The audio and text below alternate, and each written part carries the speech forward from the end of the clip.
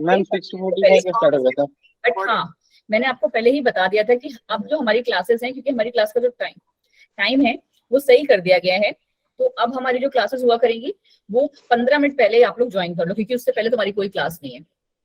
Ma'am screen हट गया। हाँ जी, हटाया है क्योंकि मेरी स्क्रीन फ्रीज हो गई थी। चलिए जी, हम लोगों ने मैम टाइम क्लास के लगभग जो 22 क्वेश्चन है वो कर लिए हैं। डेली डेली इतने 22 क्वेश्चन अगर हम लेके चलेंगे ना, तो हम हर चैप्टर के क्वेश्चन आंसर्स भी साथ के साथ निपटाते हुए जाएंगे। That is the only point I am making. ठीक है, अब जो हमारी नेक्स्ट क्लास भी होगी ना, तो उस टाइम पे भी आपका एवोल्यूशन के ही क्वेश्चन को करेंगी मैं, क्योंकि हमारा जो नेक्स्ट चैप्टर स्टार्ट होगा against human health and diseases है। Yes ma'am. कोई पता तो है नहीं ज्यादा। ठीक है, तो हम एवोल्यूशन ही करेंगे, या फिर अगर होगा तो हम क्या बोलते हैं, हाँ, क्योंकि तुम्हारा प्रिंसिपल्स ऑफ जेनेटिक्स वाले का टेस्ट है, तो हम उसके क्वेश्चन आंसर्स कर लेंगे। ठीक है, हाँ जी अमन जी बताइए। मैम टाइमिंग चेंज नहीं हो सकता क्या?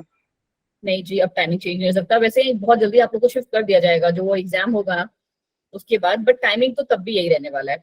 मैम टाइमिंग सही है। कहाँ पे? डीएमवीएस पोर्टल जो बन रहा है ना, उस अकॉर्डिंग जो कैटलिस्ट बैच है वो उसमें प्रॉपर मर्ज कर दिया जाएगा। ठीक है, तो मैं उससे क्या हो? हाँ लगेगा पता। थोड़ा सा चीजें बस, आप जैसे हम लोग का जो बैच है तो थोड़ा सा बड़ा है, बाकी जैसे जो और बैचेस होते हैं ना, तो उनमें जो स्ट्रेंथ है वो इतना ज्यादा नहीं है, तो इसलिए जो है क्या बोलते हैं, उन लोगों में तो अप्लाई हो गया है। कल से जो है स्टार्ट हो गया डीएमवीएस पोर्टल वाला, कि एक ना पोर्टल है, दिल्ली मॉडल वर्चुअल स्कूल। ठीक है, यहाँ ये जो है दिल्ली गवर्नमेंट जो जितने भी स्कूल्स हैं उनके साथ डायरेक्टली लिंक है। शायद कुछ ऐसा है कि स्टूडेंट्स को स्कूल ना जाना हो और वो यहीं पे बैठ के यहीं पे सारे के सारे जो एग्जाम्स हैं वो, मैम भाई होता भी बड़ा हो ना। आदर्श जी इस चीज की अभी कोई गारंटी नहीं है। ठीक है, तो यहाँ पे इस वाले में आपको क्या होगा ना, कि आपको ना एक स्टूडेंट आईडी पर्टिकुलर दी जाएगी, प्लस आपको वहाँ जो बर्थ डेट होगा, ठीक है, वो आपका पासवर्ड होगा। आप हमेशा उसी साइट से जाके लॉग इन करेंगे। जो चेंजेस यहाँ पे आएंगे ना, वो आएगा जैसे जो आपकी अभी स्क्रीन चल रही है ना, वो स्क्रीन थोड़ी सी चेंज हो जाएगी। आपके पास परमानेंटली ना एक फिक्स स्क्रीन रहेगी, जिसमें आपके दिन में कौन कौन सी क्लासेस होनी है, किस टाइम होनी है, वो शेड्यूल रहेगी। इन केस टीचर को क्लास कैंसिल करनी है या वो क्या बोलते हैं एब्सेंट है, तो वो भी इसमें आ जाएगा, सब कुछ अपडेट रहेगा। तो मैं कब से हो गई?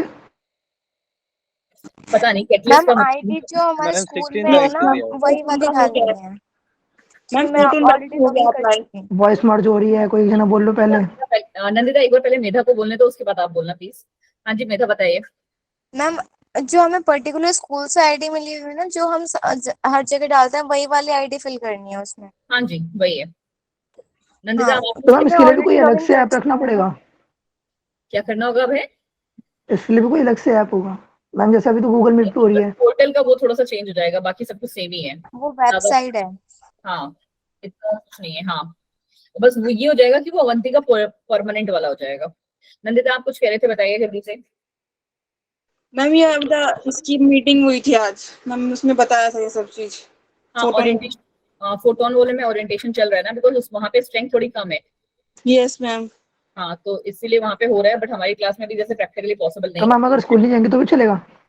हाँ तब भी चलेगा। ठीक है, बस मैम आपकी सच में? यहाँ पे ट्रैक होती रहेगी। कुछ ऐसा है नंदिता, अभी आएगा आपके पास भी।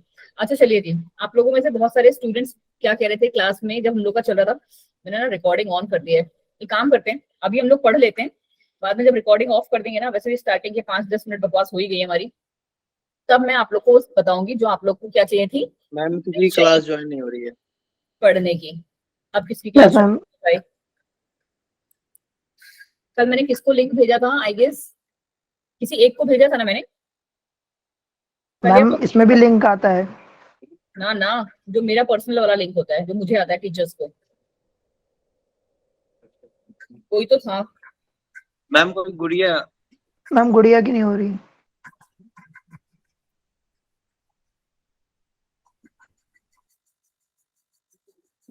मैम भेज दिया किसी ने लिंक। बस एक सेकंड रुको। अरे मैंने क्या बोलते किसी को तो भेजा था यार, तुम लोग ये काम खुद भी कर सकते हो आपस में। मैम भेज दिया है किसी ने। भेज दिए हैं, फिर ठीक है चलो, आ जाए तो मुझे बता देना। ठीक है, मैम भेज दिया।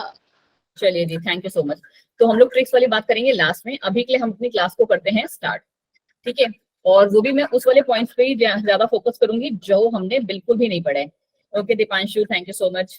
चलिए देखिए जी, ये सारा बेसिक वाला पार्ट था, हम लोगों ने पढ़ लिया है, हमें क्या है लगभग चीजें पता है, बट कुछ टर्मिनोलॉजीज जो थी वो हम लोगों ने नहीं पढ़ पाई थी। ठीक है, अब एक चीज आपको और याद रखना है कि डार्विन को हम फादर ऑफ एवोल्यूशनरी बायोलॉजी कहते हैं, ये बात मैंने आपको नहीं बताई। ठीक है, तो ये बात आप याद कर सकते हैं कि फादर ऑफ एवोल्यूशनरी बायोलॉजी कौन है, डार्विन है हमारे। दूसरा है हर्बर्ट स्पेंसर थे, उन्होंने सबसे पहले जो टर्म जो कॉइन किया था, उन्होंने सबसे पहले ये टर्म ऑर्गेनिक एवोल्यूशन को कॉइन किया था। ओके मैम, चलिए जी आगे बढ़िए। ये आते हैं हमारे टर्मिनोलॉजीज। अब इसमें ना आपको ज्यादा जो है गणित लगाने की जरूरत नहीं है। गुड इवनिंग तमन्ना जी, जितना और जैसा दिया जा रहा है उन्हीं को आप बस समझ लीजिए कि वो है क्या। ठीक है, क्योंकि आपके पास एक नंबर से ज्यादा जो है इसका जो है क्वेश्चन इससे एग्जाम में उससे ज्यादा नहीं पूछा जाएगा। सबसे पहले आ गए कि प्रोटोबॉयंट्स क्या है मैम। ठीक है, चलिए जी, क्या है protobionts ma'am? Macromolecules which were synthesized abiotically. ये क्या है? एक तरीके के मैक्रोमोलिक्यूल्स हैं जो कि अबायोटिकली सिंथेसाइज हुए थे in the very primitive environments. Starting में जो सबसे पहले आए थे, ठीक है, उन्हें हम कहते हैं protobionts, and later came together and form a large colloidal drop. बाद में उन्होंने क्या कर दिया, एक बड़ा सा ड्रॉप बना लिया। स्टार्टिंग में कैसे थे? छोटे छोटे से मैक्रोमोलिक्यूल्स थे वो। ठीक है, कहते हैं ये हमारे मैक्रोमोलिक्यूल्स थे जो अबायोटिकली एक प्रिमिटिव एनवायरनमेंट में आए, और उसके बाद जो थे एक बड़ा सा इन्होंने ड्रॉप जो है बना लिया, जिसको हम कोलाइडल ड्रॉप लाइक स्ट्रक्चर कहते हैं, और उसी का नाम होता है हमारा प्रोटोबायोन। चलिए जी, ये एक इंपॉर्टेंट क्वेश्चन है, ये दोनों इसीलिए आपको बार बार बताया जा रहा है। फिर आता है कोएसरवेस।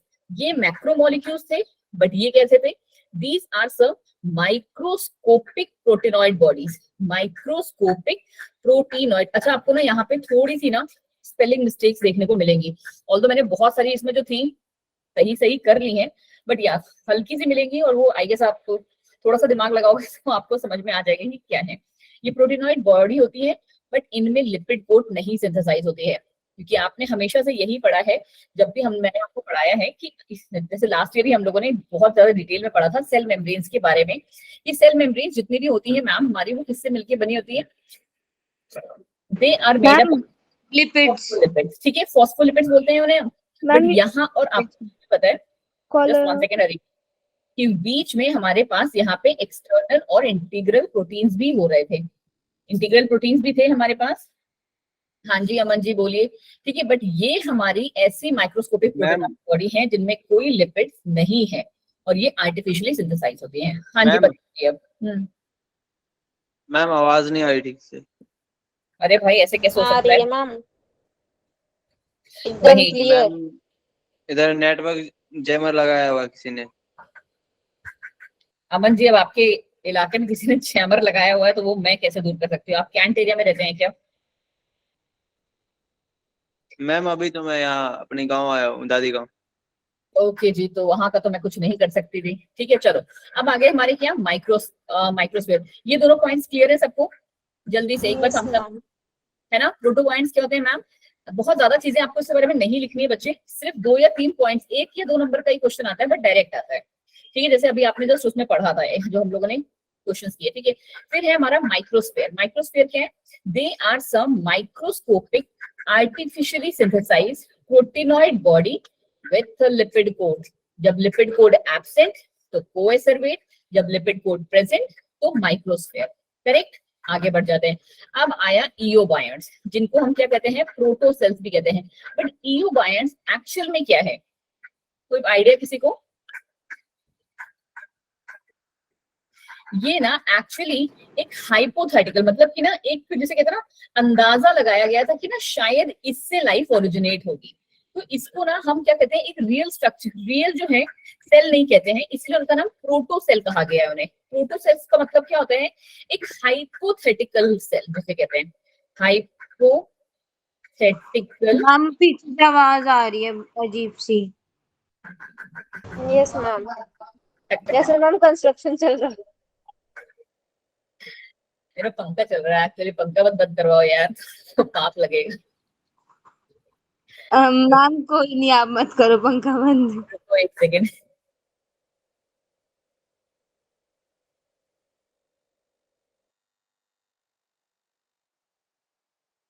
Ma'am use AC.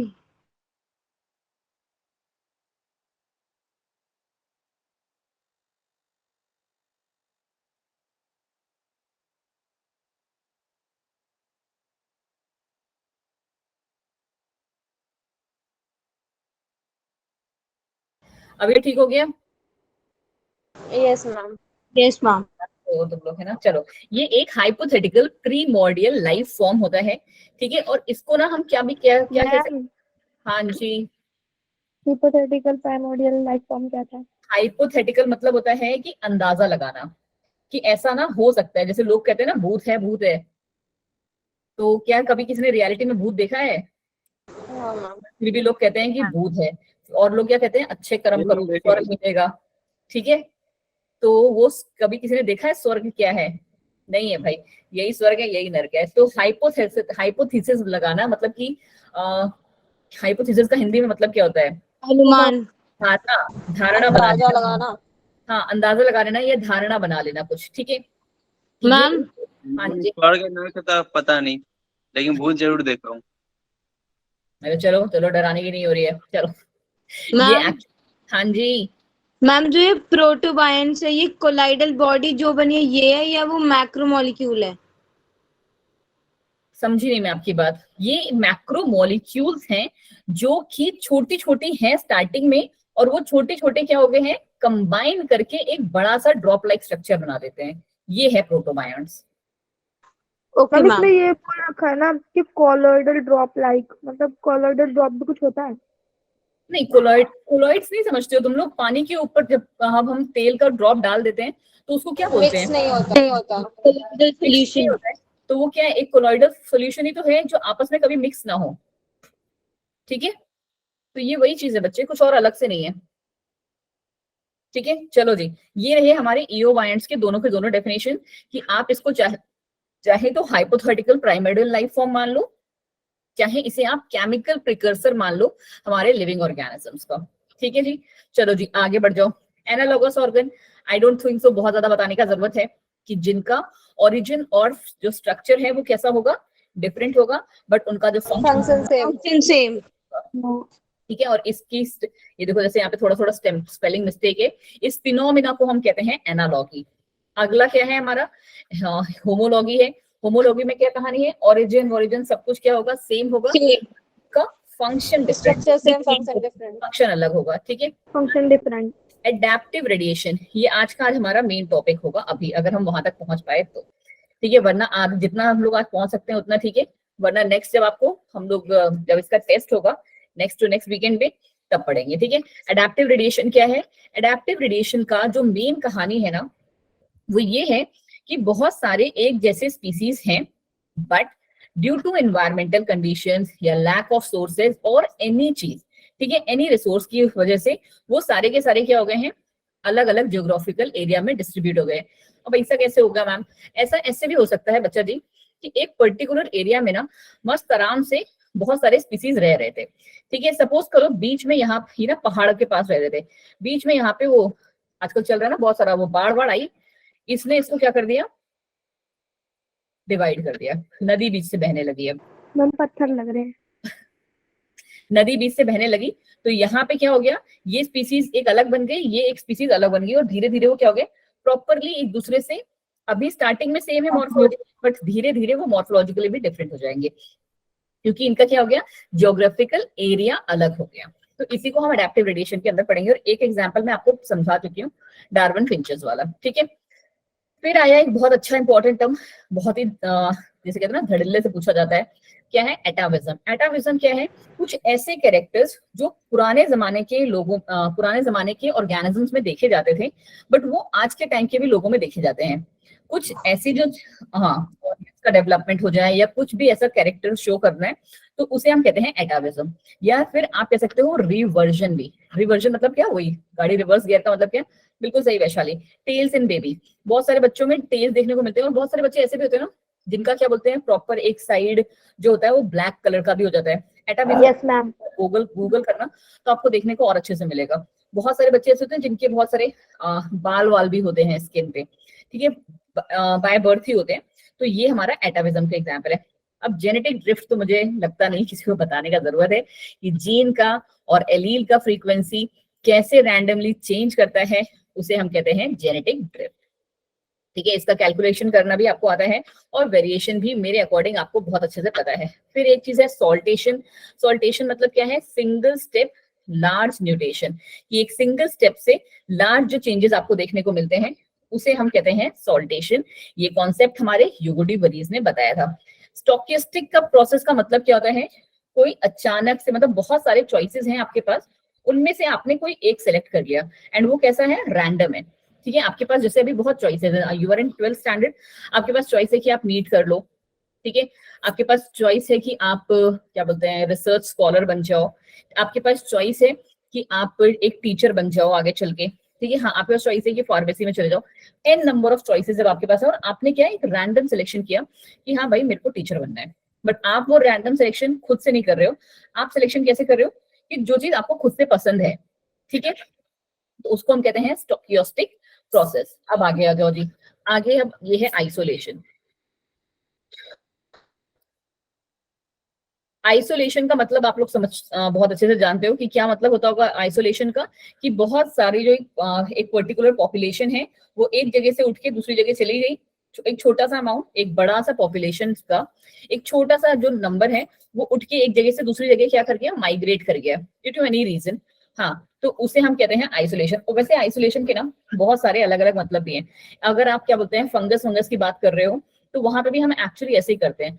अभी तुम लोग बहुत छोटे हो इसलिए आपको नहीं पता होगा कि हम लोग ना लैब्स में फंगस को ग्रो करते हैं और फिर ना एक छोटा सा पीस जितना मिनिमम आप ले सकते हो उसको लेके दूसरी पेट्री प्लेट्स में ग्रो करते हैं ताकि हमें सिर्फ और सिर्फ प्योर जो है वो मिल सके। तो आइसोलेशन क्या प्रोसेस है कि in evolution isolation mean segregation of a population by some barrier, ठीक है, और इससे आपका क्या होता है? ये हमारा इंटरब्रीडिंग को प्रिवेंट करती है। मैम बैरियर क्या हो सकते हैं? बैरियर सब वो कुछ भी हो सकते हैं बच्चे जी। सेग्रीगेशन ऑफ पॉपुलेशन हम लोगों ने पढ़ा था ये वाला चीज, ये किससे मिलता जुलता लग रहा है आपको? पढ़ा था ये आपने? फाउंडर्स इफेक्ट, और दूसरा बॉटल नेक। बॉटल नेक। अब याद आया किसने पूछा था ये क्वेश्चन, बैरियर कौन से हो सकते हैं? मैंने एग्जाम्पल आपको कैसे समझाया था कि हमारे पास क्या बोलते हैं एक जंगल है प्रॉपर सा, उसमें क्या है दो तरीके की चींटियां रह रही थी, लाल वाली और काली वाली, ठीक है, बहुत अच्छे से रह रही थी सुकून से, बट अचानक से क्या हुआ, यहाँ पे एक जो था ट्रक या कुछ जीप थी, हाँ गाड़ी चढ़ गई, ठीक है, बिल्कुल सही, गाड़ी चढ़ गई और उनकी जो पॉपुलेशन थी वो क्या हो जाती है? डिसबैलेंस हो जाती है। इसमें भी आपने क्या कर दिया? एक बैरियर कॉज कर दिया कि अब यहाँ पे क्या है, बार बार एक गाड़ी पास हुई तो आपको पता है ना लगातार पास ही होती जाएंगी, तो वो यस मैम। एक रोड जैसा बन जाएगा। दूसरा तरीका, दूसरा जो हमने समझा था वो कैसा था कि एक हमारे पास पॉपुलेशन है और उस पॉपुलेशन में हमने क्या कर दिया कि कुछ उनमें से रैंडम ने कहा कि भाई यहाँ पे हमारा जो है खाना पानी सही हो नहीं रहा है, बिल्कुल सही ऋतु, कि वो मैम उठ के माइग्रेट कर गए, एक छोटी सी पॉपुलेशन को लेके गए, पूरे नहीं, 2 या 3 लोग ही जाते हैं और वो वहां जाके अपनी एक नई पॉपुलेशन बनाते हैं। तो एनी कुछ भी उसका रीजन हो सकता है। फिर आ गया था क्या? कैमाफ्लॉज, बहुत ही इंपॉर्टेंट, और इसको आप बहुत अच्छे से पढ़ोगे जब हम लोग इकोलॉजी पढ़ेंगे, ठीक है। तो कैमाफ्लॉज क्या है? इसको क्रिप्टिक कॉलोरेशन भी कहते हैं, कि खुद को बचाने के लिए बैकग्राउंड के कलर की जैसे खुद का कलर जो है चेंज कर लेना, उसे हम कहते हैं रंग बदल लेना, उसे हम कहते हैं कैमाफ्लॉज, ठीक है जी। चलिए जी,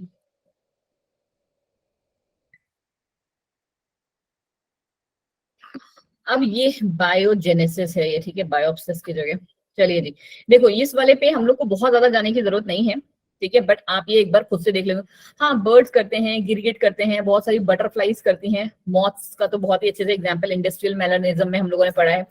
बस एक बार इन थ्योरीज को फटाफट से देख लेते हैं, सिर्फ हिंदी वर्जन, अंग्रेजी वाला पूरे पे नहीं जाएंगे। जैसे बिग बैंग थ्योरी थी जो सबसे पहले आई, 20 बिलियन ईयर्स जो है पुरानी थ्योरी थी।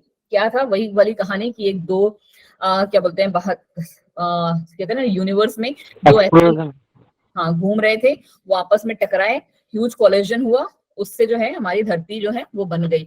जैसे जैसे टेम्परेचर लो होता गया, क्योंकि स्टार्टिंग में टेम्परेचर वाज वेरी हाई, और जैसे जैसे टेम्परेचर लो हुआ लिविंग फॉर्म्स जो है वहां पे ओरिजिनेट होने लगे।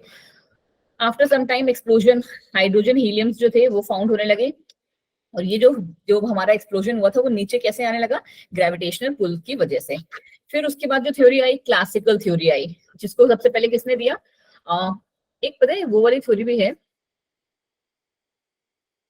शायद यही है, ठीक है, थ्योरी ऑफ स्पेशल क्रिएशन। ये भी शायद हम लोगों ने नहीं पढ़ी थी। थ्योरी ऑफ स्पेशल क्रिएशन ये थी, क्या था कि भगवान ने कहा था, हाँ भगवान ने सब कुछ किया है जैसा है आपके, मैम 2 इंसान आए थे, एक लड़का फिर लड़की, फिर हाँ, उनकी शिफ्ट कुछ ऐसे ही करके उनका नाम भी मनु नाम का लड़का था। करेक्ट, आदम एंड मनु, सही बोल रहे हो, ठीक है, आदम एंड मनु करके जो 2 बंदे आए, उन्हीं से क्या है पूरे के पूरे जो यूनिवर्स है उसका ओरिजिन हुआ। बट ये था स्टार्टिंग में कोई साइंटिफिक रीजन नहीं था, तो उसको बहुत सारे धर्म लोगों ने माना, बट बाद में आके क्या था, वही जैसे जैसे एडवांसमेंट होता गया उसका कोई वो नहीं रह गया कि नहीं सब बकवास है, ऐसा कुछ भी नहीं है। फिर आया हमारा क्या, थ्योरी ऑफ स्पॉन्टेनियस क्रिएशन, जिसे हम क्या अबायोजेनेसिस भी कहते हैं। अबायोजेनेसिस अपने नाम से ही बता रहा है कि ये कहाँ से क्रिएट हुए होंगे, नॉन लिविंग ऑर्गेनिज्म से, ठीक है, नॉन लिविंग ऑर्गेनिज्म कह रहे हैं, सॉरी नॉन लिविंग थिंग से या नॉन लिविंग मैटर से। इसको किसने सपोर्ट किया, एरिस्टोटल एंड प्लूटो ने। और वही वाला कहानी कि उन्होंने एक गंदी शर्ट ली और व्हीट ग्रेन लिए और उसको 21 दिन के लिए कहीं एक डार्क रूम में रख दिए और बोल दिया क्या चूहा आ गया अपने आप से। बट ये क्या था, बाद में जाके लुईस पॉस्चर ने इसको बहुत ही अच्छे से रिजेक्ट किया, बोला कि नहीं भाई, चूहा पहले से ही जो था एनवायरमेंट में प्रेजेंट था, वो सिर्फ वो खाना के चक्कर में वहां पे आया है, ठीक है। तो ये हमारी क्या थी, थ्योरी ऑफ स्पॉन्टेनियस जनरेशन या अबायोजेनेसिस। आई होप ये तीनों थ्योरी सबको समझ में आ चुकी है। तो हम लोग थोड़े से इंपॉर्टेंट वाले पार्ट की हमें बढ़ना है ना, अभी हमारे पास थोड़ा सा टाइम है, बट यस थ्योरीज को एक बार देखना इज वेरी इंपॉर्टेंट। चलिए फिर आइए सबसे प्यारी वाली थ्योरी, पैंस्पर्मिया थ्योरी। क्या कहा पैंस्पर्मिया थ्योरी ने कि भाई दुनिया में ऐसे ही बहुत सारे स्पोर्स जो थे लिविंग ऑर्गेनिजम्स के, वो ऐसे ही घूम रहे थे, अचानक से वो धरती पे आ गए और जो है अलग अलग जो जीव हैं वो सारे के सारे ओरिजिनेट हो गए। बट ऐसा कुछ भी नहीं था, कॉस्मोस वाला जो था resistance spores of living organisms, हाँ किसी और प्लेनेट से आए और वो उन्होंने अपने आप को क्या बोलते हैं ओरिजिनेट कर दिया। चलो जी, फिर है हमारा theory of biogenesis. Theory of biogenesis की क्या कहानी थी, बायोजेनेसिस वाली थ्योरी है जो आपको सीधे सीधे देखो, आपको यहाँ पे आज हम लोग फास्ट इसलिए चल रहे हैं क्योंकि ये हमारा रिवीजन क्लास है। और दोस्त जिनको लग रहा हो कि मैम क्या कर रहे हो, फटाफट भाग रहे हो आप, तो आपको पता होना चाहिए कि ये हमारा रिवीजन क्लास है। कोई मैसेज बॉक्स में तो कुछ नहीं लिख रहा ना इम्पोर्टेंट,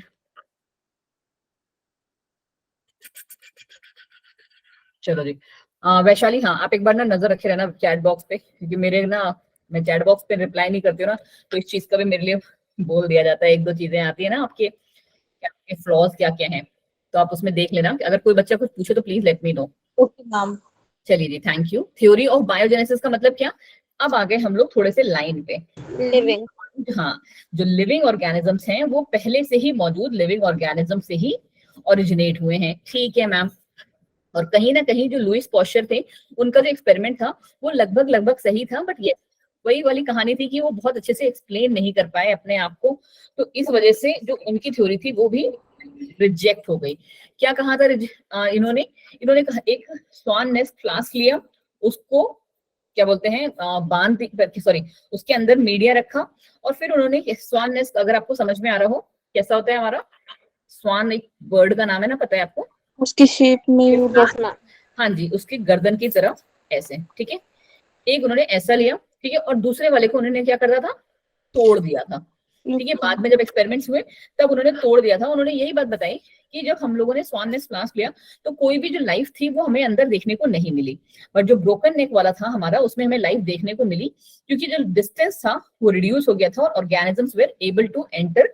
और आपको पता है कि माइक्रो ऑर्गेनिजम्स हमारे एयर में प्रेजेंट भी होते हैं।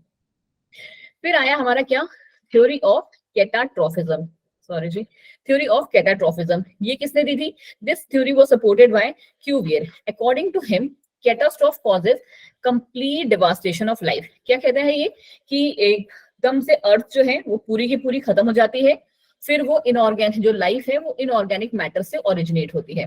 हाँ जी, और अभी अगर if I am not wrong तो ये कुछ सालों पहले की बात है, आई गेस 7 या 8 साल पहले की, या फिर मतलब 2012 या 13 के टाइम पे ना एक न्यूज चली थी, तुम लोग शायद उस टाइम पे बहुत छोटे होगे, कि क्या बोलते हैं, हाँ 12 के टाइम पे, कि सारे के सारा वो जो है दुनिया खत्म होने वाली है, तबाह होने वाली है, करेक्ट। हाँ, हमारे तो 20 में भी आया था कि दुनिया खत्म होने वाली है। होने वाली है, बट ऐसा कुछ हुआ तब भी नहीं था और ये होगा अभी भी नहीं आगे चल के, ठीक है। तो ये क्या थी, थ्योरी ऑफ कैटास्ट्रोफिज्म था। कैटास्ट्रोफिक का तो मतलब ही यही होता है, तबाही, ठीक है। बट इस थ्योरी को भी क्योंकि कोई सबूत नहीं मिला, कुछ नहीं मिला, तो इस वजह से ये भी रिजेक्ट हो गई।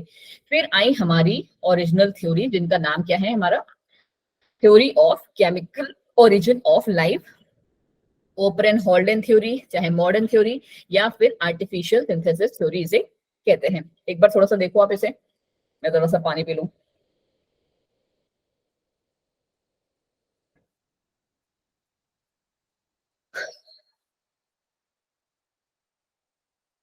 देखो देखो देखो फटाफट जी,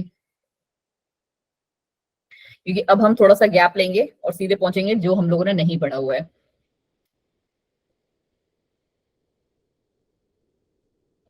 ठीक, चलो जी।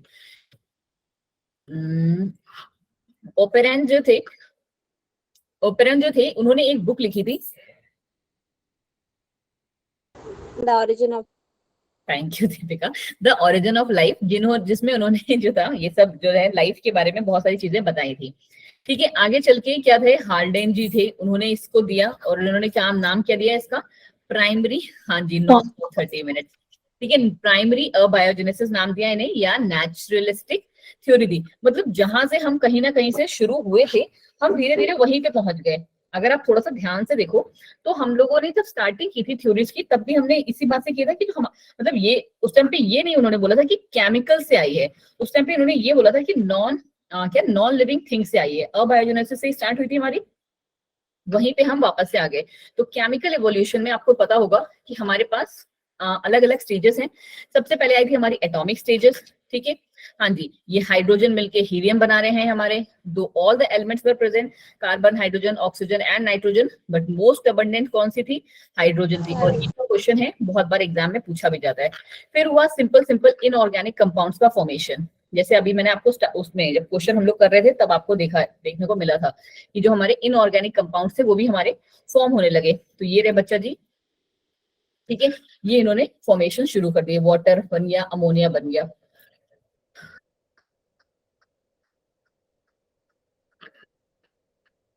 देखिए जी, अब ये वाला जो पार्ट है ये आपने पढ़ना है, बस ये वाला देख लो कि फर्स्ट कंपाउंड जो हमारा बना था to be formed were water and ammonia, ठीक है, in the reaction formation of water, ठीक है। ये बस आपके लिए थोड़ा सा इंपॉर्टेंट वाला पार्ट है।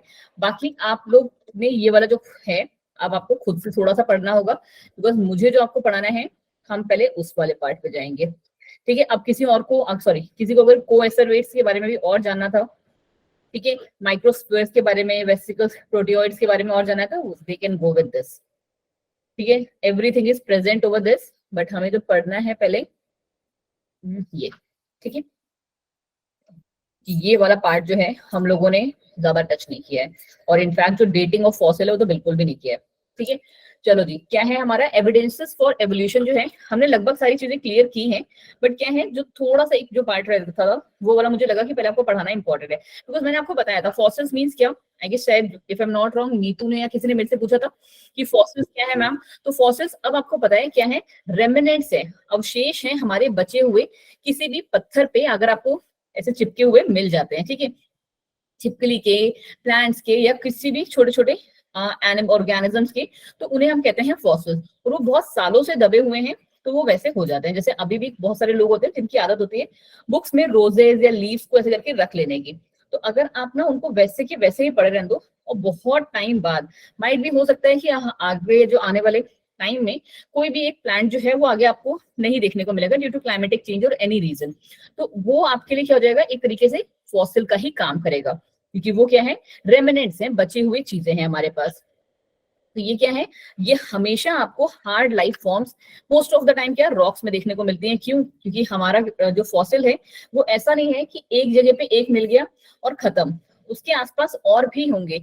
क्यों? क्योंकि वहां पे आई होगी कोई ना कोई, जैसे कहते हैं तबाही टाइप से, एक पर्टिकुलर एरिया में जो है बहुत सारे लोग या चीजें रह रही होंगी, वहां पे सपोज कर लो बाढ़ आ गई, ठीक है, तो मोस्ट ऑफ द चीजें तो बह के चली जाती हैं, बट यस बहुत ज्यादा धरती के अंदर में बहुत सारी चीजें ऐसी भी होती हैं जो किसी पत्थर से टकरा के उसी जगह पे मर गई, ठीक है, और वो वैसी की वैसे ही पड़ी रहेंगी, और मिट्टी ने या दलदल ने उसको वैसे का वैसा रोक लिया है। क्या कह रही हो जी? मैम आपने मोहनजोदड़ो उसका एग्जांपल दिया था। हाँ जी, मैंने उस टाइम वहाँ पे सारे मर गए थे। हाँ जहाँ पे, चलो मैम एनसीईआरटी हाईलाइट भी कर दीजिएगा। दीपांशु, एनसीईआरटी वाला पार्ट हम लोग पूरा पढ़ चुके हैं, आपने वाली क्लासेस नहीं की हैं? हाँ जी आदर्श जी, केमिस्ट्री का थोड़ा सा तो मिक्सचर आएगा ना ये भी। दीपांशु, आप कितने दिनों बाद आ रहे हो क्लास में, क्योंकि आपका नाम मैं बहुत टाइम बाद देख रही हूँ। तो बेटा जी जाके पहले रिकॉर्डिंग देखो, क्योंकि हम लोगों ने एनसीईआरटी वाला जितना पार्ट था ना, बेसिक बेसिक वाला, क्योंकि मैं हमेशा एनसीईआरटी से ही स्टार्ट करती हूँ, लास्ट के 2 दिन हम लोग इस पे देते हैं, ठीक है। वो तो बीच में थोड़ी सी तबियत खराब थी, तो इसलिए बीच में मैंने आपको क्वेश्चन आंसर्स वगैरह थोड़े कराए थे, वरना पहले स्टार्टिंग पूरा एनसीईआरटी एक एक लाइन होगी हमारे पास, एक आधा तो गलती से रह ही जाती किसी से भी, वरना मोस्टली हमने सब कुछ कंप्लीट किया हुआ है। चलो जी, विदाउट वेस्टिंग आवर टाइम, अब ये सब जितना भी आपको देखना है ये सब खुद से देख लेना। मैं इंपॉर्टेंट वाले पे आ रही हूँ कि फादर ऑफ पेलियोन्टोलॉजी किसे कहते हैं हम? It is the study of fossil, study of fossils को ही हम पेलियोन्टोलॉजी कहते हैं, पहले तो यही समझ लो, ठीक है। लियोनार्डो दा विंसी हैं, उनको हम फादर कहते हैं, और मॉडर्न वाली के जो हैं वो हैं जॉर्ज कर्वियर। और आपको पता होगा कि हमारे पास क्या बोलते हैं, लखनऊ में NBRI से लिंक्ड एक बीरबल सहानी इंस्टीट्यूट है, ठीक है, जिनको भी अगर रिसर्च स्कॉलर बनना है तो उनके लिए ये बहुत ही हेल्पफुल वाला है, बीरबल सहानी इंस्टीट्यूट, जो कि लखनऊ में है। आप वहां पे एडमिशन लेके इन सब चीजों के बारे में पढ़ सकते हो, और वो लोग सीरियसली प्रॉपर जो है साइट्स पे जाते हैं और वहां पे जाके ये डिगिंग वगैरह करते हैं और ये चीजें निकालते हैं। निकाल के वो करते क्या मैम? देखो निकाल के जो उनको काम है ना, अच्छा इंडिया के जो है फेमस वो बीरबल सहानी है, इसीलिए उनके नाम पे ही ये बना हुआ है बीरबल सहानी इंस्टीट्यूट। अब किसको क्या तकलीफ हो गई? हाँ दीपिका, मैंने भी वही बताया, NBRI नेशनल बॉडी। हाँ जी रितु, बिल्कुल सही। चलिए जी, अब आ जाते हैं हमारे क्या टाइप्स ऑफ फॉसिल्स। अब टाइप्स ऑफ फॉसिल्स क्या है, बहुत ज्यादा हार्ड नहीं है, ये भी बेसिक बेसिक से। अनऑल्टर्ड फॉसिल्स, अनऑल्टर्ड फॉसिल्स का मतलब क्या है, पूरा का पूरा जो ऑर्गेनिज्म है ना वो वैसे का वैसा ही चिपका हुआ मिल जाए, ठीक है। Fossil can be in the form of complete organism, but ये केस बहुत ही रेयर होता है, क्योंकि इसके लिए आपको क्या, पत्थर का साइज बड़ा हो और ऑर्गेनिज्म का साइज छोटा हो, 2 कंडीशंस चाहिए होती हैं, ठीक है। तो अनऑल्टर्ड फॉसिल मतलब जो कहीं से भी जरा सा भी टूटा फूटा ना हो, उसे हम कहते हैं अनऑल्टर्ड। फिर है पेट्रीफाइड फॉसिल्स। पेट्रीफाइड का मतलब क्या होता है, they are formed by the replacement of decomposed organic materials by minerals, ठीक है, कि हम ऑर्गेनिक मैटर्स को हटा के मिनरल्स की हेल्प से फिर वहां पे करते हैं, बट ये क्या है, पेट्रीफाइड्स वाले होते हैं। फिर आता है हमारा मोल्ड। मोल्ड क्या है, statue like mineral bodies of extinct organism. Extinct जो ऑर्गेनिज्म है उसी की क्या बना लो, स्टैच्यू बना लो मिनरल बॉडीज की, उसे हम कहते हैं मोल्ड। फिर है हमारा cast. Sometimes minerals fill in the mould resulting in the cast. जो मिनरल्स हमारे फिल हुए हैं मोल्ड के अंदर, वो किसमें, कास्ट में कन्वर्ट हो जाते हैं। ये आता है थोड़ा सा इंपॉर्टेंट वाला टर्म, कोप्रोलाइट। क्या है coprolite? The fossil of faecal matter और rectal content are called coprolite. हाँ जी, फीसेस के उन फॉसिल्स को हम क्या कहते हैं, कोप्रोलाइट कहते हैं। They indicate the type of food consumed by the extinct organism. जो ऑर्गेनिज्म गायब हुआ है वो किस तरीके का खाना खाता होगा। सोचो जी, ये काम भी करने पड़ते हैं। फिर आ गया हमारा क्या, dating of fossils, one of the very very very important वाला पार्ट, ठीक है। यहीं से थोड़ा सा होश में रहना, उसके बाद भले ही आपको थोड़ा सा लापरवाही वाला करना है तो आप कर सकते हो, ठीक है। अब बस ये 15 मिनट जो हमारी क्लास चलेगी, हाँ जी, तो 15 मिनट वाली थोड़ी सी क्लास थोड़ा सा ध्यान से पढ़ना, ठीक है। क्या कह रहा है ये, fossil can be dated by 2 methods, by the relative dating या second absolute dating. Just 1 second बच्चे, हाँ।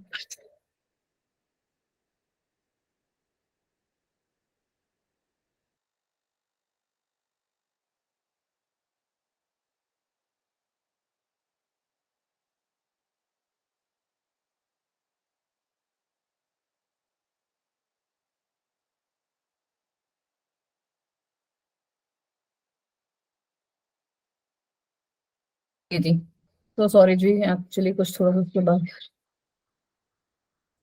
चलो जी। फॉसिल डेटिंग, देखो आपने आपका पंखा भी बंद करवा दिया ना। और हमारे एक्चुअली लाइट फ्लक्चुएट कर रही है ना, तो एसी भी पता नहीं क्यों अपने आप ही बंद हो गया। मैम फैन ऑन कर लो। अरे चलो कोई मैम कर लेती हूँ लोग के साथ। चलिए जी कोई बात नहीं, नो इश्यूज। चलिए चलिए चलिए, अभी हमें 8 बजे तक पढ़ना है, चलो ध्यान से सुनो, ठीक है? एक बार सुन लेना अगर चाहे तो। चलो, fossils can be dated. Fossils can be dated का मतलब क्या होता है ना, डेटिंग का मतलब यहाँ पे ये होता है कि आप ना फॉसिल्स में कुछ केमिकल्स डाल के, कुछ टेस्ट करके आप ये पता लगाएंगे कि वो कितने साल पहले तक था, ठीक है? आप क्या पता लगाते हैं, कितने साल पहले तक था। और इसके लिए ना एक बहुत ही इंपॉर्टेंट टर्म आपको आता होगा, आप लोग तो केमिस्ट्री वाले हैं, आप लोग बहुत अच्छे से जानते होंगे, हाफ लाइफ। मैम आज ही पढ़ के आए हैं। आज ही पढ़ के आया, क्या बात है, देखो यहाँ पे तुरंत इम्प्लीमेंट हो गया कि हर एक रेडियो एक्टिव एलिमेंट का, मुझे बताना अगर मैं जहाँ पे गलत हूँ, बिकॉज मुझे बहुत ज्यादा नहीं पता है इसके बारे में, मैंने बहुत टाइम से नहीं पढ़ा है इसको एक्चुअली हाफ लाइफ। वो रेडियो एक्टिव, हर एक रेडियो एक्टिव एलिमेंट का एक पर्टिकुलर हाफ लाइफ होती है ना, कि वो आपको ये बता देता है कि कितने साल पुरानी ये चीज है, ठीक है? तो इसको ना हम कहते हैं डेटिंग ऑफ फॉसिल्स। क्या कहानी आती है मैम यहाँ पे कि इनको हम दो तरीके से देख सकते हैं, पहला है रिलेटिव डेटिंग, दूसरा है एब्सोल्यूट डेटिंग। हम लोग जो यूज करते हैं, हाँ जी, वो हम करते हैं chemical absolute dating. Okay ji Deepanshu ji, अच्छी बात है, ठीक है? There are two main methods of absolute dating. अब एब्सोल्यूट डेटिंग को ही अगर हम आगे लेके चले तो वहां पे आपने दो तरीके के मेथड देखे होंगे। रेडियो एक्टिव मेथड, जहां पे हम रेडियो एक्टिव एलिमेंट्स का यूज करेंगे। कौन से रेडियो एक्टिव एलिमेंट्स? रटे हुए होने चाहिए, समझने वाले नहीं, रटे हुए होने चाहिए आपको। 238 यूरेनियम, 40 पोटेशियम एंड हमारा 14 कार्बन 14, ठीक है? ये आपके रेडियो एक्टिव एलिमेंट्स हैं जिनको आप यूटिलाइज करते हैं for the dating of fossils, ठीक है? और उसके अलावा जो दूसरा मेथड है वो है आपका electron spin resonance method for dating of rocks की डेटिंग के लिए। ये देखो बस इतना सही है आपका, बट यस याद हो आपको, पूरा का पूरा अच्छे से होना चाहिए, बहुत ही अच्छे से, जैसे कहते हैं रटा हुआ। क्या है रेडियो एक्टिव मेथड में मैम हमारे पास? Radioactive uranium method, uranium 238, uranium 238 2-3 बार लिखेंगे, अपने आप आदत में बढ़ जाएगा, और ये तो आसानी है। पोटेशियम 40 एंड कार्बन 14 तो आपने भी देखी होगी, कौन सी, उसमें वो अक्षय कुमार है ना, तो उसमें आपने उसका नाम भी सुना होगा। और कार्बन डेटिंग तो बहुत ही अभी भी, जैसे कहते हैं ना, नॉर्मली भी यूजुअली भी सुनने को आ जाती है। क्या है radioactive uranium method ma'am? कि the half period of this uranium is 4.5 billion years. Half period ही इंपॉर्टेंट होता है इनका। तो यूरेनियम 48 का हाफ पीरियड कितना है? 4.5 बिलियन ईयर्स अगो जो पुरानी वाली चीज होगी ना, ये उसके लिए स्टेबल होगा, ठीक है? After which it finally changes to stable lead. यहां तक तो ये स्टेबल रहता है, उसके बाद ये क्या होने लगता है? यूरेनियम 238 कन्वर्ट होने लगता है किसमें? लेड 236 में। कुछ ऐसा ही होता है, बोलो जी केमिस्ट्री के लोग, ठीक है? कुछ ऐसा ही होता Yes, है, ma'am. ऐसा ही होता है, ठीक है? It can be use for dating the fossil और rocks of more than 50 billion years old, ठीक है? ये हमें उसके लिए यूटिलाइज होती है। फिर आता है हमारा पोटेशियम आर्गन मेथड। अब जैसा ये हमारा यूरेनियम जो था वो हमारा किसमें चेंज हो रहा था बच्चा जी? वो हमारा मैम लेड में चेंज हो रहा था, हाँ जी। तो आर्गन हमारा किसमें चेंज हो जा रहा है मैम? सॉरी, पोटेशियम हमारा आर्गन में चेंज हो जाता है, ठीक है? K40 हमारा चेंज हो जाएगा किसमें?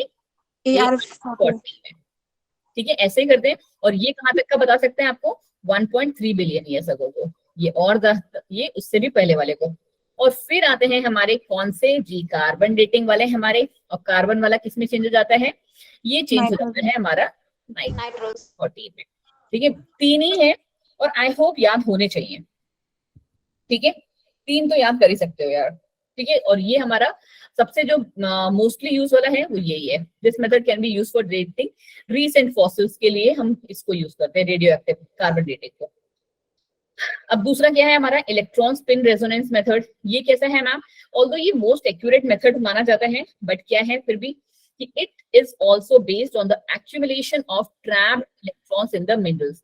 उस पर्टिकुलर मिनरल में कौन कौन से इलेक्ट्रॉन्स ट्रैप्ड हैं, हम उसके बेसिस पे इसको निकालते हैं। नाम ही वही है, electron spin resonance. More the trapped electron, जितने ज्यादा ट्रैप्ड इलेक्ट्रॉन प्रेजेंट होंगे, द ओल्डर द सैंपल, उतना ही पुराना सैंपल होगा। It is used to find the age of coral reefs and tooth animal, ठीक है? कोरल रीफ्स भी जानते हो आप, और टूथ एनिमल्स भी आप जानते हैं। ठीक है जी, तो यहाँ हमारा जो डेटिंग वाला पार्ट जो मैंने नहीं कराया, मैम ये ना इलेक्ट्रॉन स्पिन रेजोनेंस मेथड की फर्स्ट लाइन फिर से रीड कर दो। इलेक्ट्रॉन स्पिन मेथड जो है ना बच्चे, वो किस चीज पे बेस्ड है कि वो ना आपको बताएगा कि एक्यूमुलेशन मतलब क्या होता है वैशाली।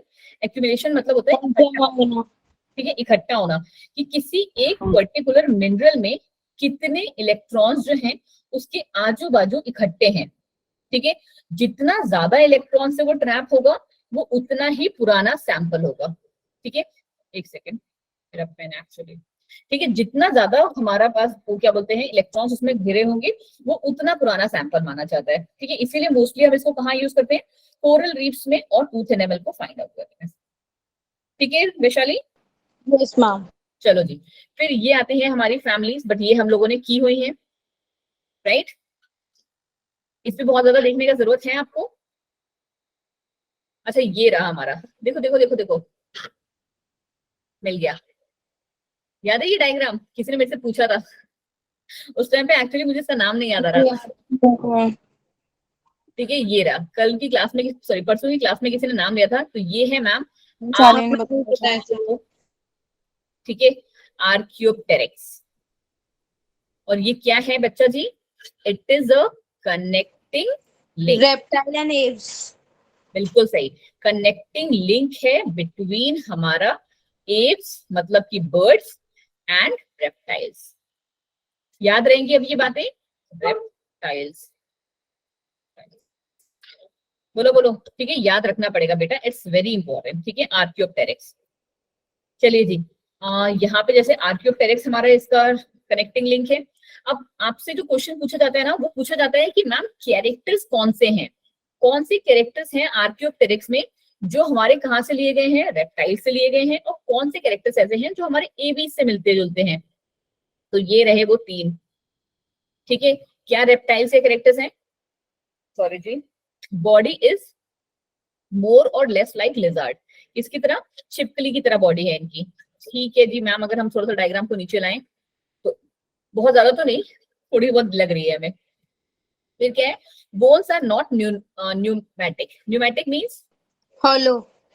क्या बात है वैशाली, रट के बैठी थी, बिल्कुल सही बोला, पढ़ लिया मैंने थोड़ा।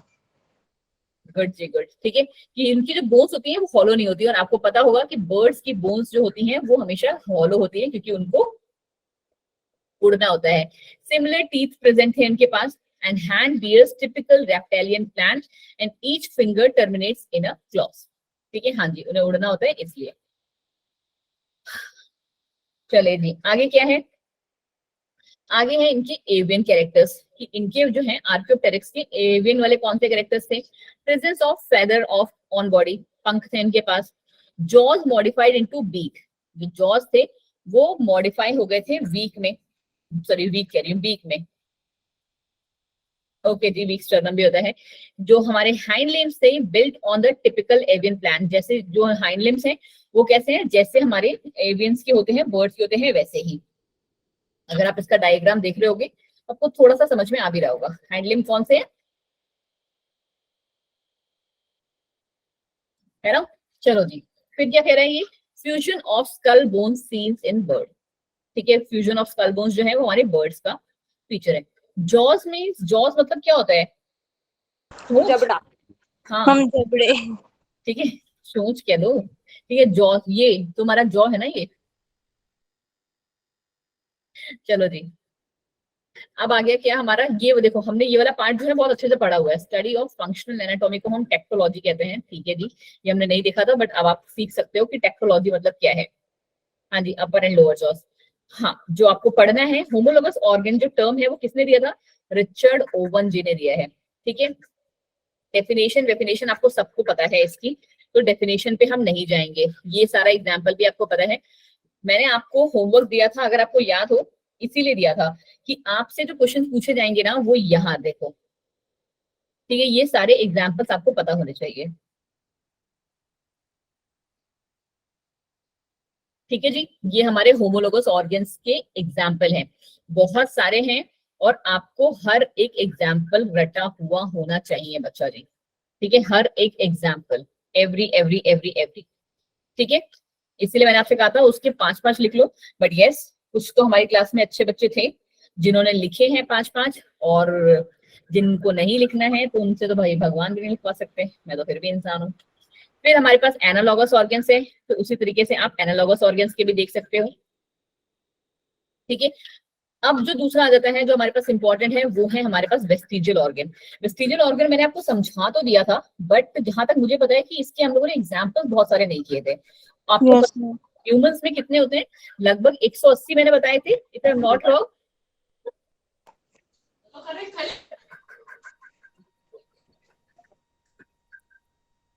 हाँ जी गुड़िया जी, 180 ही मैंने आपको बताए थे। चलिए जी मैम, बट 180 में से यहाँ पे ह्यूमंस में रॉबर्ट, हाँ जिनका मतलब कोई मतलब जिनका ना जो हमारे एंसेस्टर्स थे ना, उनमें फंक्शन था। बट अब हम लोग क्या है, धीरे धीरे मॉडर्न ह्यूमन की तरफ जब डेवलप हुए हैं, तो हमारी बॉडी में उनका कोई नहीं है। ठीक है, तो उनको हम कहते हैं वेस्टिजियल ऑर्गन। तो वो रिड्यूस फॉर्म में प्रेजेंट होते हैं हमारी बॉडी में, बट अब नहीं है, मतलब अब उनका कोई काम वैसे है नहीं, तो वो हमारी बॉडी में ना हो कोई फर्क नहीं पड़ेगा।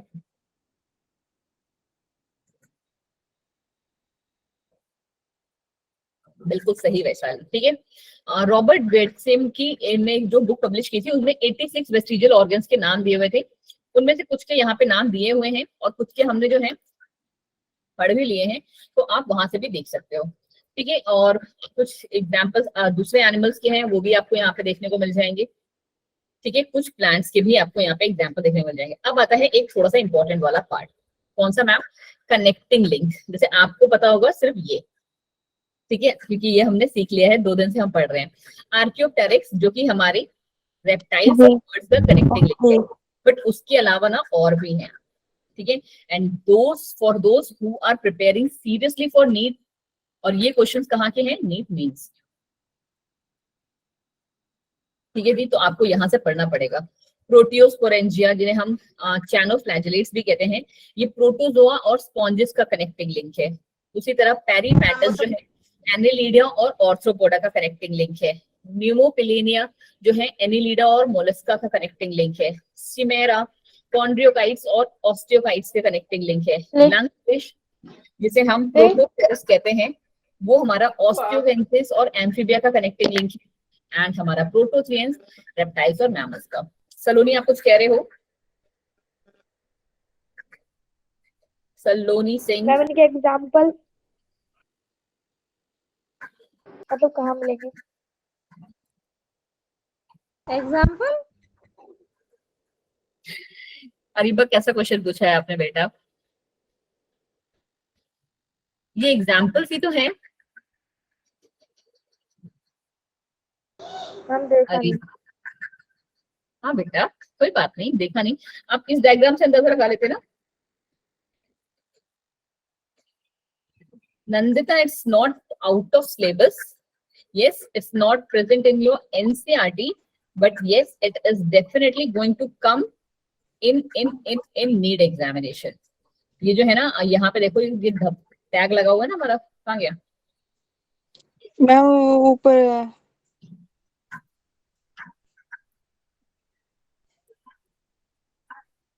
ये ना ऐसा नीचे लगा हुआ है देखो। ठीक है, ये अवंती फेलोज का जो है ना, ये टैग लगा हुआ है। तो ये जो टीचर्स है ना, जो थोड़े से एडवांस लेवल वाले पढ़ाई कर रहे हैं, उनके लिए है। ठीक है, ये तो मैंने क्लास पहले ही बता दिया था आपको कि ये जो क्लास है वो हमारी एडवांस लेवल वाली क्लास है। एक क्लास हम हमेशा एडवांस लेवल की लेते हैं ना। जी कहाँ पे? लिविंग फॉसिल्स, बिकॉज ये भी बहुत ही एक इम्पोर्टेंट टॉपिक है हमारा।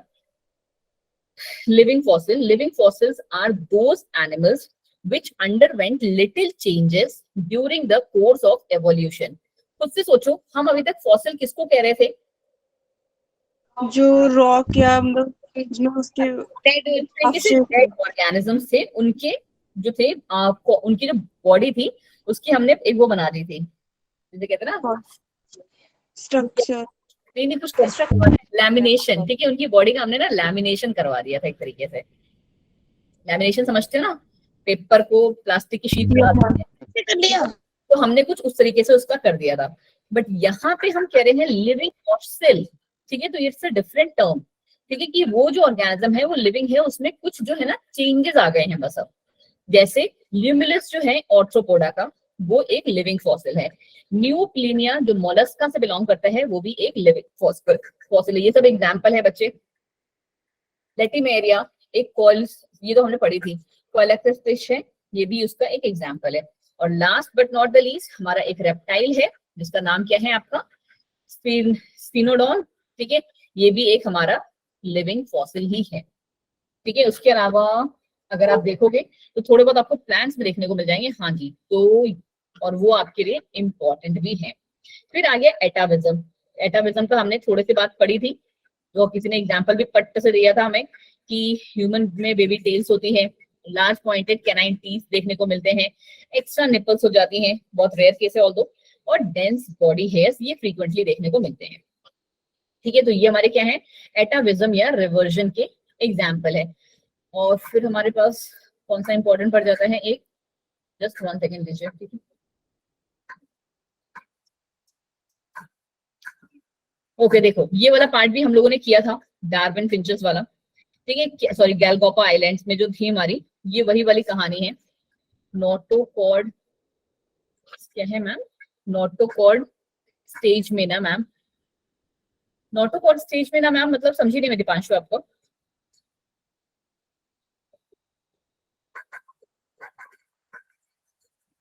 नोटोकॉर्ड स्टेज में नहीं बच्चे, ये जब बेबी जो है ना बर्थ हो जाता है उसके बाद भी प्रेजेंट रहते हैं। ठीक है,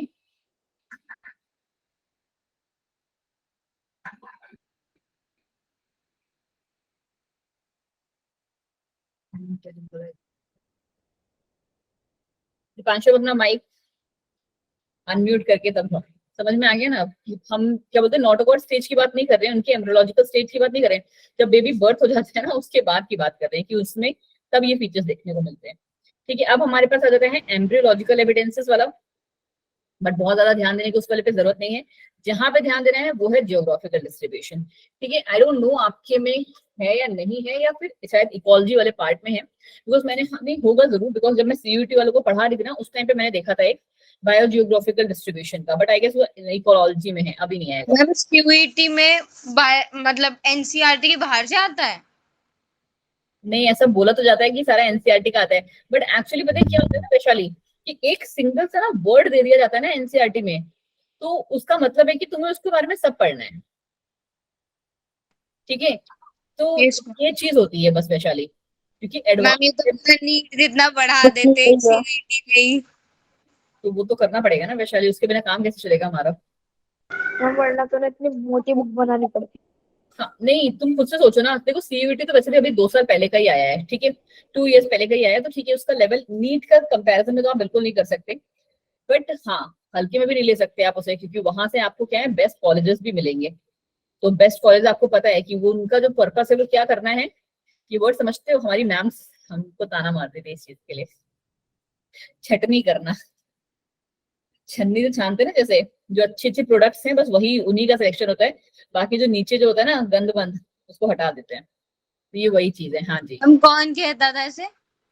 हमारी थी एक मैम, वो सुनाती थी हम लोग को कभी कभी जब उनका मूड, मतलब जब मेरे दिमाग की हिट जाती तो मैं आप लोग को गुस्सा कर देती हूँ, वैसे वो भी थी। चलो जी, यहाँ पे हम लोग बायोजियोग्राफिकल जो डिस्ट्रीब्यूशन है वो किस बेसिस पे कर रहे हैं, मैंने आपको बताया था ना, एक पेड़ का एप्रियस, एप्रियस देखो नाम में आज भी फिर से भूल गई, आई गेस एप्रियस ही था जो मैंने आपको ट्री का नाम बताया था, कि उसपे क्या थी, अलग अलग टाइप की वार्बलर बर्ड्स जो थी वो हमारी रहती थी, और वो उसके अलग अलग साइड से जो अपना खाना था वो खाना खाती थी, और कुछ यहाँ पे जमीन पे खाती थी। करेक्ट, हमने पढ़ा था ऐसे करके। तो वही कि उनकी फूड हैबिट के बेसिस पे हमने उन सबको क्या कर दिया था, अलग अलग कर दिया था। कुछ जो थी ट्री से खा रही थी, कुछ ग्राउंड फ्रेंचेस थी, कुछ वार्बलर सिंगिंग वाली बन गई थी, वेजिटेरियन थी, कुछ इंसेक्ट्स को खाने लगी थी, और कुछ हमारी वुड पैकर्स भी बन गई थी। ठीक है, तो ये हमारी वही वाली कहानी है। हाँ जी, ये वाला पार्ट है जो हमें थोड़ा सा देखना है, उसके बाद हम थोड़ा सा एक दो बातें करेंगे, एंड देन हमारी जो क्लास है वो ओवर हो जाएगी। ठीक है, बस एक ये वाला पार्ट देख लो। एडेप्टिव रेडिएशन के जो थे हमारे एविडेंसेस, इसी तरीके से ना, बट ये वाला लाइन भी देख लो, 13 स्पीसीज ऑफ बर्ड थी, कहीं ना कहीं वो एक ही थी, और बट फूड हैबिट्स की वजह से उनको अलग अलग उसमें हो गई। वेजिटेरियन जो फिंचेस हैं वो सबसे ज्यादा थी, मैम वॉइस बार बार आपकी फट रही है। सबसे स्मॉल थी। अभय जी कहाँ थे? ये बोलेगा मैम डेली यही क्वेश्चन पूछती हैं। चलो अगला क्वेश्चन क्या है हमारा, सॉरी अगला पार्ट क्या है हमारा, कुछ नहीं थी, ignore ignore. Evidence from adaptive radiation. अब एडेप्टिव रेडिएशन ना ये वही वाला पार्ट आ गया जो मैं आपको समझाने की कोशिश कर रही थी। ठीक है, क्या चीज थी ये मैम? यहाँ पे क्या होता है ना कि adaptive radiation leads to divergent evolution. Divergent evolution फिर आगे किस चीज पे लीड करेगा? डाइवर्जेंट एवोल्यूशन से हमारा क्या बन रहा था? Ma'am homology. Homologous organ. Vaishali डरने की बात नहीं है, बिल्कुल सही गई हो। ठीक है, होमोलोगस ऑर्गन्स का हमारा ओरिजिन होता है। बट यहाँ पे जो हम एडेप्टिव रेडिएशन पढ़ रहे हैं ना, वो हमारा लीड करता है किस चीज के लिए? डाइवर्जेंट एवोल्यूशन के लिए। मैम इस चैप्टर में थ्योरी ज्यादा है। हाँ जी सानिया थोड़ी सी ज्यादा है, बट यार मैंने इतना बोरिंग करके नहीं पढ़ाया। मैम स्टार्टिंग बहुत ज्यादा है। वो बहुत थोड़ा सा बोरिंग था, बाकी तो बहुत अच्छा था, हमने पढ़ा था। चलो चलो आ जाओ। मैम आपको थ्योरी याद हो गई वो। हाँ ये चैप्टर जो है ना स्टोरी की तरह है, आपको पढ़ना है। चलो चलो चलो चलो बैक टू द टॉपिक, वरना हमारा 10 मिनट में खत्म नहीं होगा, फिर तुम्हारी 8:30 से दूसरी क्लास भी है और अभी थोड़ी ज्ञान की बातें भी करनी है हमने। ठीक है, it gives rise to variety of organism. Actually कहानी कहाँ से स्टार्ट हुई ना कि हम सब ना एक प्रॉपर जगह पे रह रहे थे। ठीक है, खुद की फैमिली को लेके देख लो। ठीक है, तुम अभी सारे भाई बहन मम्मा पापा दादा दादी एक घर में रह रहे हो। ठीक है, but there will be a time जब तुम्हें जॉब के लिए क्या करना होगा?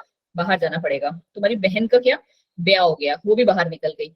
ठीक है, तो यहाँ पे भी वही चीज हो रही है कि हम एक पर्टिकुलर स्पीसीज थे, but due to certain circumstances या एनवायरमेंटल चेंजेस या फिर हमारे रिसोर्सेज की कमी की वजह से क्या हो गए? हम सारे के सारे बाहर चले गए। ठीक है, मोस्ट ऑफ द जो थी वो बाहर चलेगी, बस यहाँ पे जो रहेगी। अब क्या होगा? जो ये इंसान बाहर गया है, सपोज करो कि तुम फॉरेन चले गए। ठीक है, वैशाली क्या हो गई? अमेरिका चली गई। अब वैशाली अगर अमेरिका से 15 साल बाद आएंगी तो वो ऐसे बात नहीं करेंगी ना। उनका जो बोलने का एसेंट होगा वो डिफरेंट होगा, उनका जो पहनने का ढंग होगा वो डिफरेंट होगा, लिखने का स्टाइल डिफरेंट होगा, सोचने का तरीका भी डिफरेंट होगा। तो ये चीज क्या आती है? आपके जियोग्राफिकल जो है डिफरेंसेस हैं उसको क्रिएट कर रही हैं। ठीक है, जो आपके जो जियोग्राफिकल जो डिफरेंस हुआ वो हमारा क्या कर रहा है? इंसान के या ऑर्गेनिज्म के अंदर पूरा का पूरा चेंजेस लेके आ रहा है, कहीं ना कहीं कुछ रोल प्ले कर रहा है। तो वही चीज होती है हमारी मैम एडेप्टिव रेडिएशन। उससे क्या होता है? डाइवर्जेंट एवोल्यूशन होता है। डाइवर्जेंट मतलब अलग अलग तरीके के, लिखते हैं ना उस सड़क पे डाइवर्टेड रूट है ये, यहाँ से नहीं अब यहाँ से यस मैम। जाओ, तो वही वाला है ये कि इसी से वैरायटी ऑफ ऑर्गेनिजम्स आपको देखने को मिलते हैं। ठीक है मैम, जैसे अगर आप यहाँ पे अब चिड़िया की चोंच को देखोगे, बीक्स को, तो सबकी बीक्स जो है अलग अलग है। इसकी थोड़ी सी ज्यादा पॉइंटेड है, इसकी थोड़ी सी कम निकली हुई है बाहर, मतलब जो भी है, मतलब जैसे भी आप इसको याद करना चाहो, बस आप ये समझ लो कि जो बीक्स थी उनमें आपको ऑल्टरनेशन देखने को मिलता है। ऑल्ट्रेशन देखने को मिलता है, उसी को हम कहते हैं। अब ये ऑल्ट्रेशन क्यों है?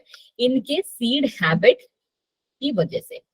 सीड हैबिट कह लो या फिर फूड हैबिट कह लो, एक ही बात है। ठीक है, कि जो ये भोजन कर रही हैं उनकी वजह से जो इनकी जो चोंच है वो डिफरेंट हो गई है।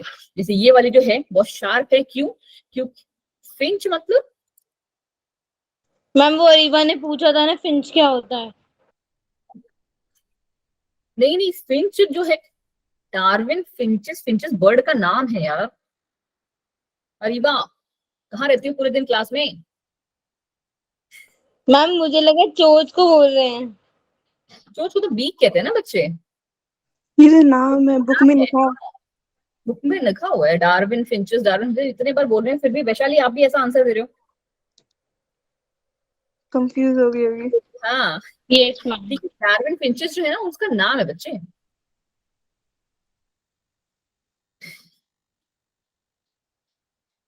नाम है मैम। मैम ये क्या है? काइट है क्या? सानिया जी कौन से दुनिया से आ रही हैं आप? काइट है।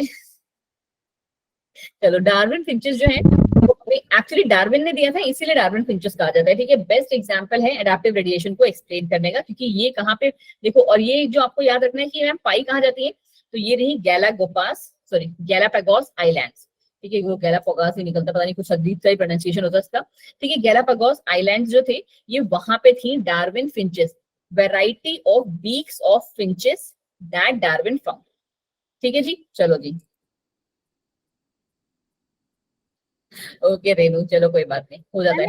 एग्जाम्पल जो था ना वो हमारा है ऑस्ट्रेलियन मार्सुपियल्स का, जो आपकी बुक में भी दिया हुआ है। ऑस्ट्रेलियन मार्सुपियल्स जो है ना वो भी हमारे एडेप्टिव रेडिएशन को बहुत ही तगड़े तरीके से सपोर्ट कर रहे हैं। ठीक है, क्या कह रहे हैं ये मैम, फिगर गिवन, देखो यहाँ पे आते हैं। ठीक है, सीधे सीधे कि ये सारे के सारे जो हमारे ऑर्गेनिजम्स बने, ठीक है, ये सारे के सारे ऑर्गेनिजम्स हमारे एक जो है मार्सुपियल यहाँ पे था। ठीक है, इकलौता यहाँ पे, जस्ट 1 सेकेंड, मार्सुपियल था, उसी से ये सारे के सारे ओरिजिनेट हुए हैं। ठीक है, ऑस्ट्रेलियन मार्सुपियल से ये सारे शुगर ग्लाइडर, टास्मियन वॉल्व, स्पॉटेड क्यूकस, बैंडेड एंथिड, फिर marsupial rat, kangaroo, wombat, Bandicoot, कोयला एंड मार्सुपियल मोल्स, ये सारे के सारे हमारे ऑस्ट्रेलियन मार्सुपियल से और जो है ओरिजिनेट हुए हैं। अब ये ड्यू टू सम रीजंस चले गए थे और उसके बाद ये क्या हो गए, एक उनके जो है कैरेक्टरिस्टिक फीचर्स जो हैं वो हमारे डिफरेंट हो गए। ठीक है, हाँ जी सानिया जी, चलिए जी, और इसी से मिलता जुलता हमारा क्या है, प्लेसेंटल मैमल्स हैं, वो भी हमारे किसके एग्जाम्पल हैं बच्चा जी, वो भी मैम हमारे एडेप्टेशन के ही एग्जाम्पल में आते हैं, प्लेसेंटल मैमल्स। ये देख सकते हो आप, मोल्स हैं और जो मार्सुपियल मोल्स हैं, ये दोनों क्या करते हैं, बर्रोइंग करते हैं, बट ये क्या है, अलग अलग है। डिगिंग एंड फीडर, न्यूम्बेड है और एंथीटियर है। ठीक है, ये भी क्या है, डिफरेंट डिफरेंट इनकी जो है ज्योग्राफिकल जो है वो डिफरेंट है, ज्योग्राफिकल एरिया जहाँ पे ये प्रेजेंट है वो हमारा डिफरेंट है। सेम है हमारे ये सारे भी। मैम एनालॉगस भी तो कह सकते हैं। क्या कह सकते हो, मैम एनालॉगस। एनालॉगस, अरीबा आपका क्वेश्चन क्या है ये पूछो ना पहले मुझसे बच्चा। मैम जब भी आपने एग्जाम्पल बताए थे मतलब उनका फंक्शन तो एक ही कर रहे हैं लेकिन डिफरेंट और कर रहे हैं। ये फंक्शन एक ही कर रहे हैं, आप ये कहना चाह रहे हो? Yes ma'am. नहीं बच्चे, ये कहीं ना कहीं एक ही, होमोलोगस होगा। ये सारे होमोलोगस हुए, डाइवर्स हो गए हैं ना। ठीक है, मैम ये नहीं पिछली स्लाइड पे जो था, कहाँ पे,